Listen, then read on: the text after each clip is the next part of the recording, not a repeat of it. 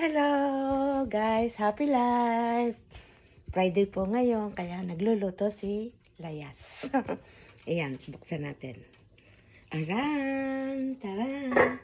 Ayan po ay adobong chicken with papaya. Ayan. Kung may tinolang papaya, may adobo din pong with papaya. Yan, naalala ko ang tatay nung kami maliliit pa. Lagi po nagluluto ng ganyan. Para,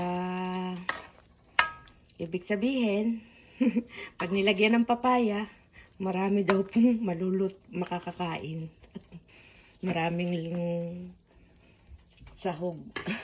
Ibig sabihin ng sahog, yung nakalagay. Ayan guys, luto na. Yan po ay with aswete, pampakulay, asin, suka.